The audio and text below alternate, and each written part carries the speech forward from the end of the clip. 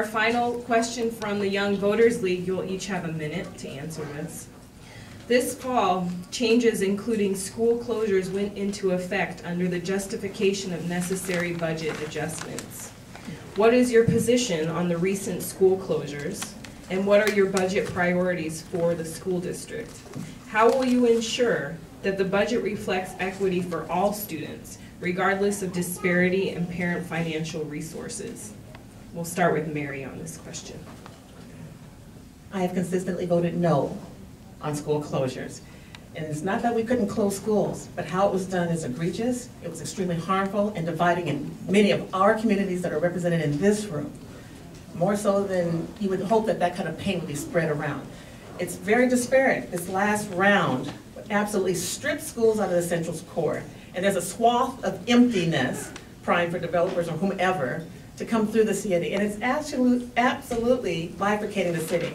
And if there are mayors or anything, I don't want to bifurcate a city. I want someone for the whole city.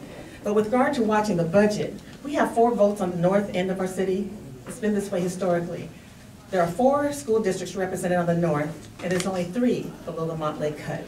So if we don't have a homogeneous kind of setup or certain similar filters in place, we're never going to win a vote if we rely on that type of a split, unless we can really pull someone over to understand the needs of Central, Southeast, and Southwest, which looks very much like this area in Southeast. So we really need to work on pulling people into what we need.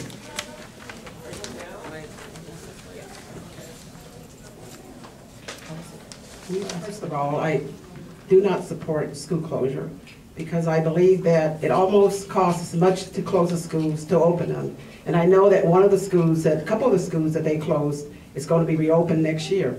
So, you know, there's a waste of money right there. And I really, you know, I believe that if we're going to talk about equity for all kids, we need to look at how much money we're actually spending on administration. And I was told that, you know, statistically, they spent a lot of money on administrations. We need to continue to look at that and find out what is it that we can do to bring that money to put into the classroom. I believe any extra money that we have needs to go to our kids. We need to stop wasting, giving money out to every other areas except for give it to the kids directly. Because if we're going to talk about equity, then definitely we need to bring money into the classroom. We need to provide better teachers for our kids, and we need to also to make sure that we need a lot of collaboration and a lot of partnership. Knowing that the economy that we have right now, we don't have much money, and of course the state's not going to give us any money, so we need to come out of the box and use our imagination. Thank you. So then in terms of school closures, you know, schools in neighborhoods they're an absolutely vital part of the life of the neighborhood, of the life of the community. And we have to be very careful in how we do those closures. That being said, we are in a tough time economically, but that doesn't mean that we have to take the most expedient and the easiest route. We should look at those schools not only in the south end but also in the north end, where in terms of like density, in terms of that type of the student population, and where we can have efficiencies that we can create. In the South End, we have historically been underserved and disserved.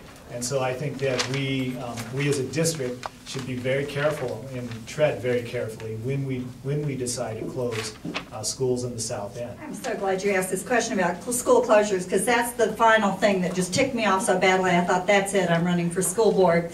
And I believe that the demographics that the district is getting is the big problem. We don't have accurate demographics, so we don't know what our birth rates are in the different areas. They're closing schools and realizing, oops, we have an overage problem or a capacity problem. Prime example is Graham Hill.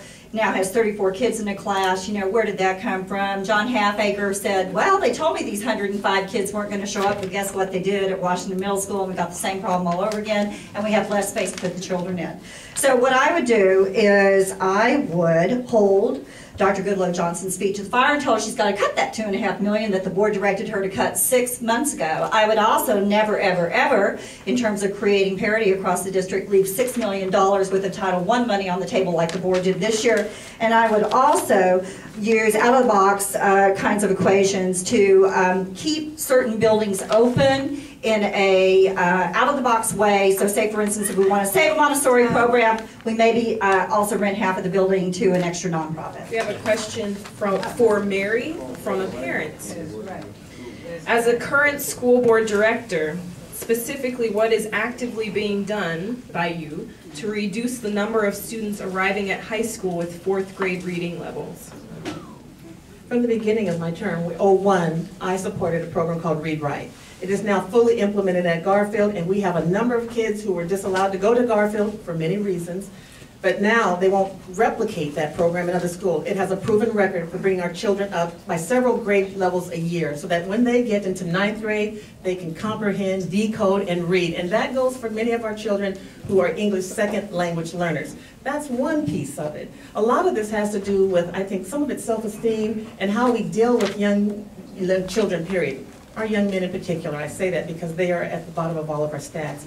But calling them out in a certain disrespectful way, or what they see as disrespectful in a large audience, talking about what they aren't excelling at, is really a problem. So having teachers with what we call professional development understand, I think, the sensitivity piece is absolutely key to interface with kids who are very, very different in terms of culture and expectation around respect. Was the time up? I got 5 more seconds. $6 million, I was the one who called that out. I was the only board member who called out the monies on the IDA monies that was left on the table by the district. And I'm glad you heard that.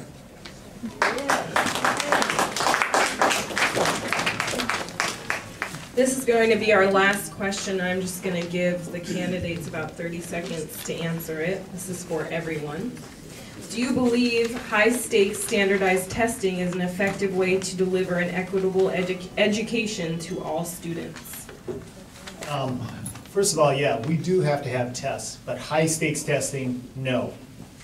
Absolutely not. Because high-stakes testing has been used historically as a gatekeeper, as a barrier to not only kids of color, but kids of lower socioeconomic status. And I think that the research shows that the high-stakes testing, especially high-stakes testing, is culturally biased.